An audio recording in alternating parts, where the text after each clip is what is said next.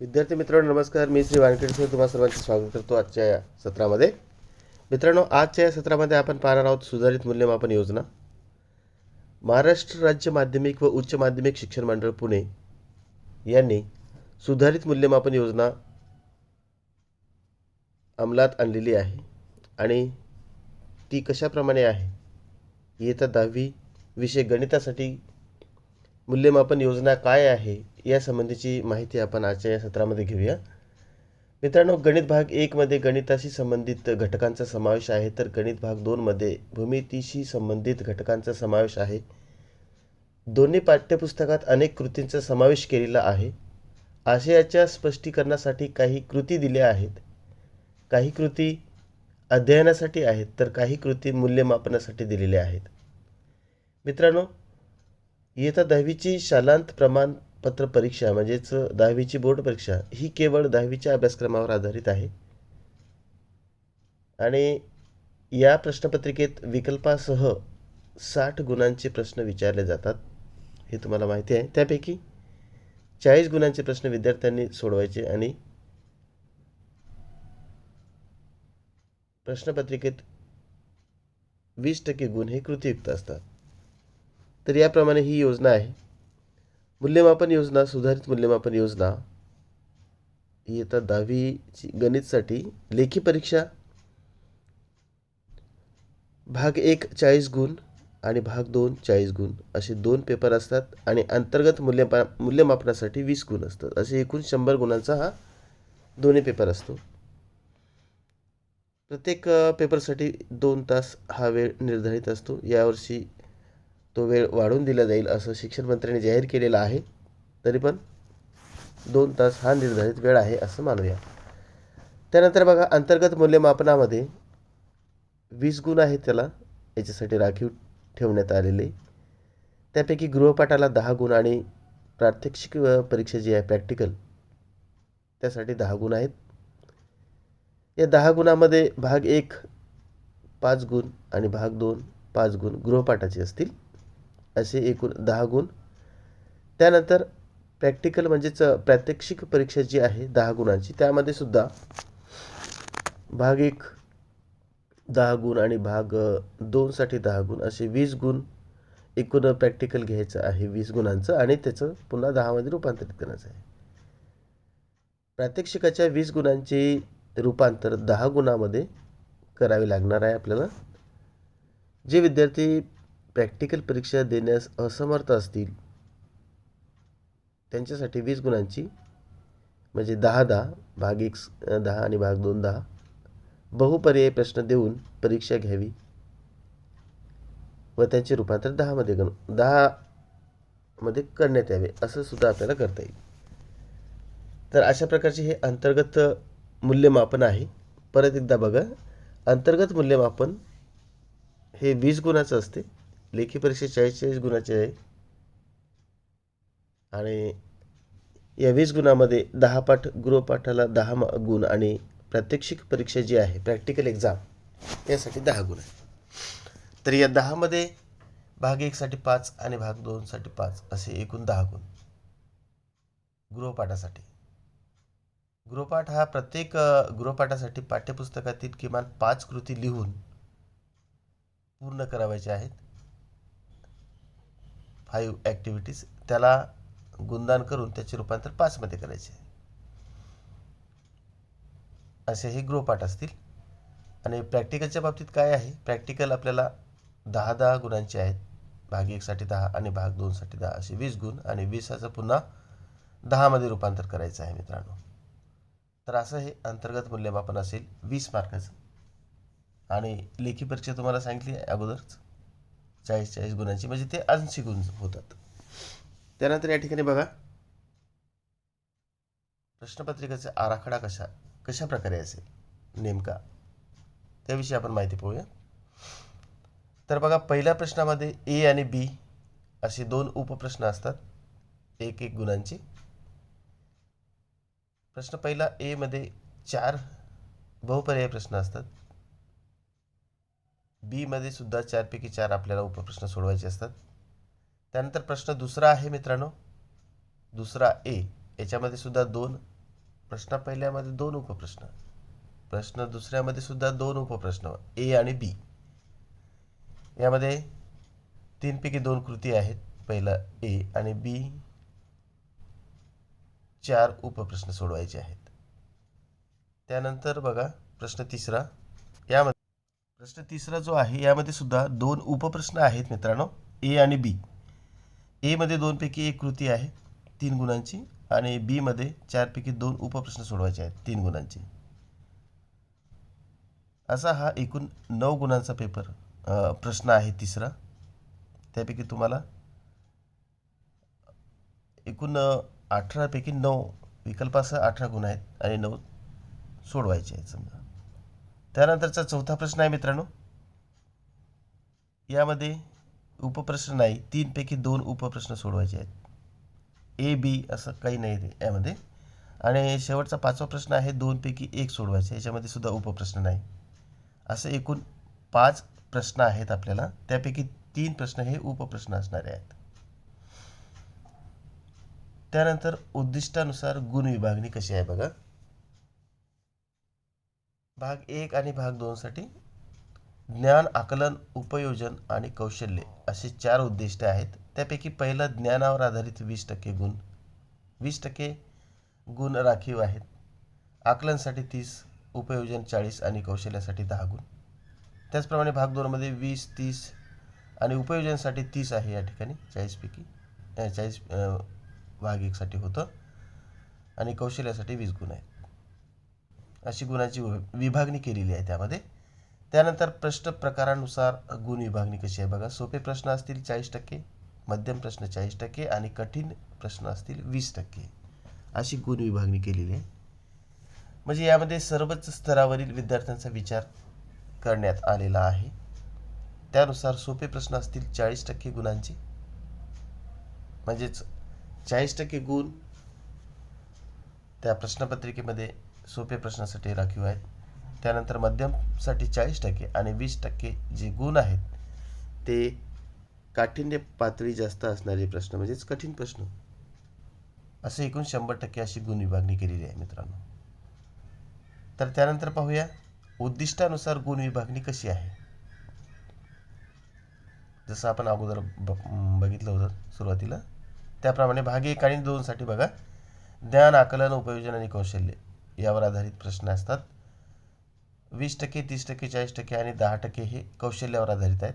तर भाग 2 मध्ये 20% कौशल्यावर आधारित गुण आहेत. कौशल्य म्हणजे आकृत्या काढणे वगैरे हे त्या कौशल्यामध्ये येतं. तर अशा प्रकारची ही उद्दिष्टानुसार गुण विभागणी केलेली आहे. त्यानंतरचा मुद्दा बघूया.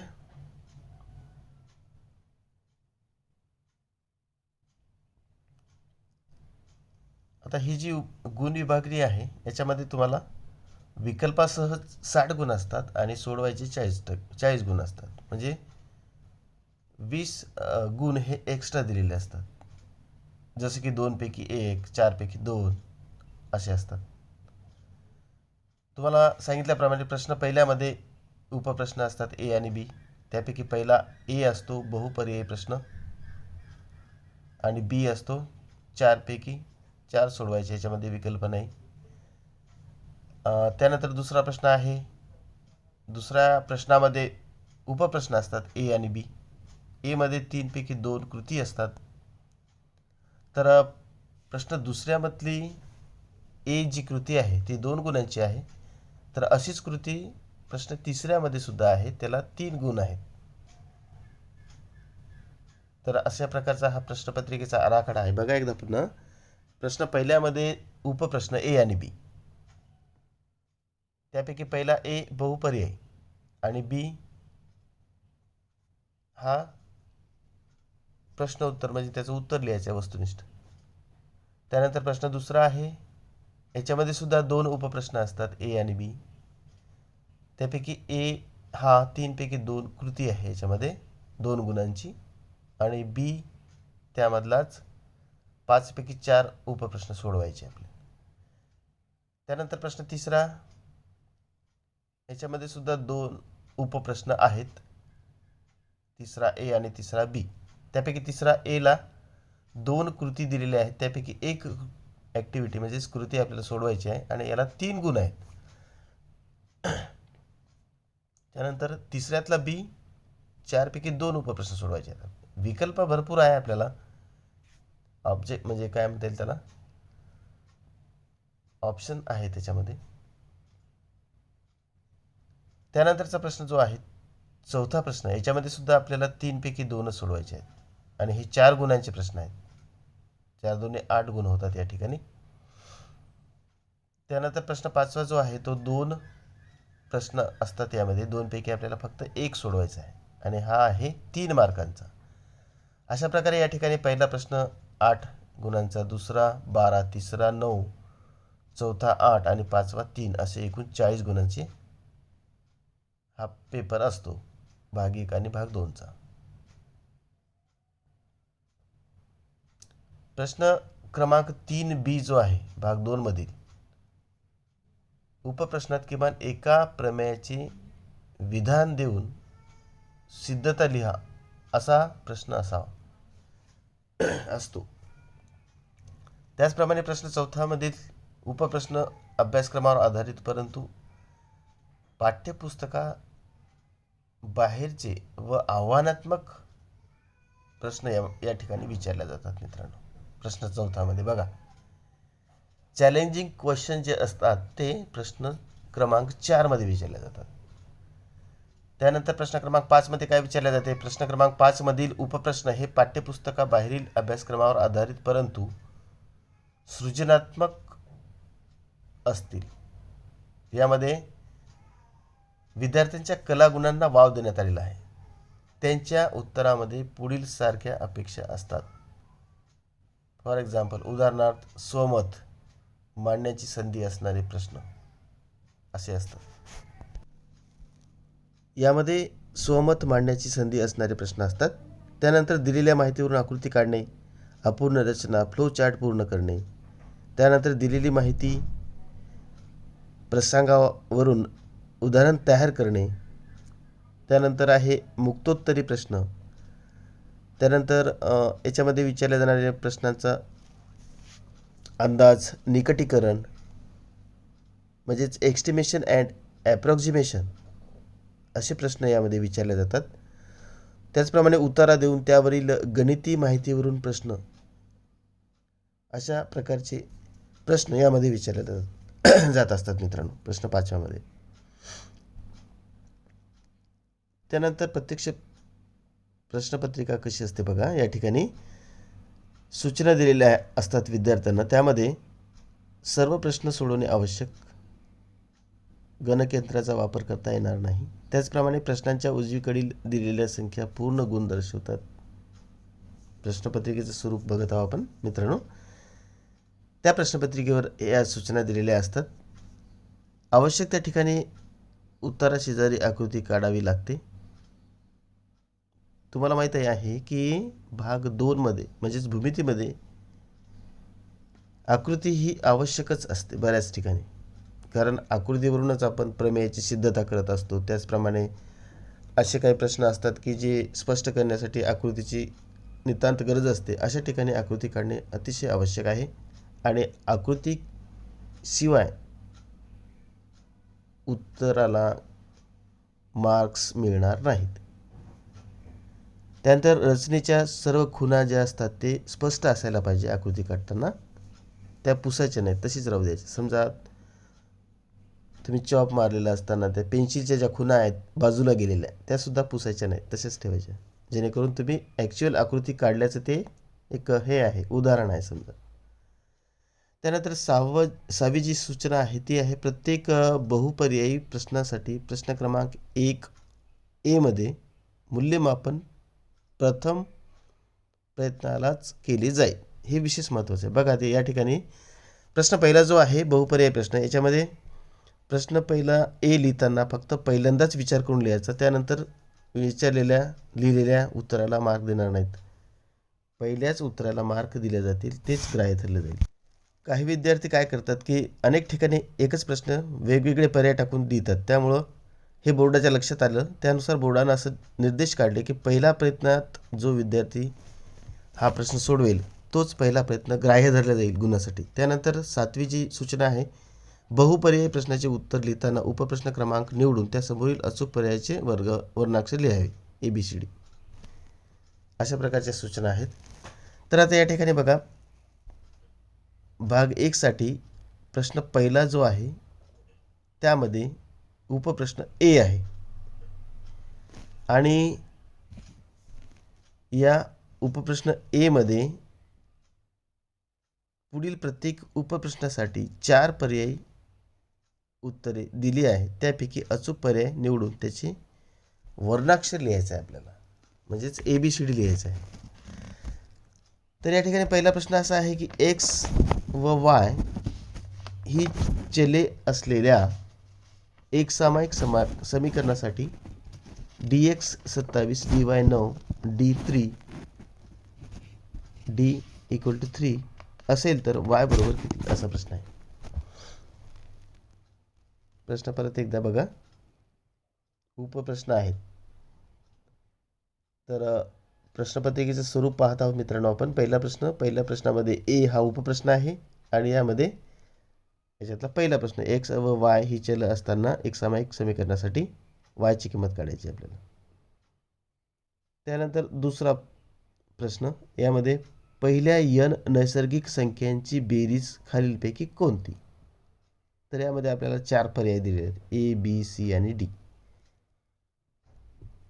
तर या पर्यायांपैकी आपल्याला योग्य तो पर्याय कोणता तो निवडायचा आहे आणि उत्तराच्या जागी लिहायचा आहे त्याचा वर्णाक्षर, म्हणजे ABCD. त्यापुढे तुम्ही उत्तर लिहिले तरी चालते. आता समजा A n कंसामध्ये n-1 कंसबंद छेद 2 असं उत्तर तुम्ही लिहू शकता. त्यानंतरचा दुसरा प्रश्न आहे x वर्ग अधिक kx वजा 8 बरोबर 0. x वर्ग अधिक kx वजा 8 बरोबर 0 या वर्ग समीकरणाचं एक मूळ -4 आहे, तर k ची किंमत खालीलपैकी कोणती.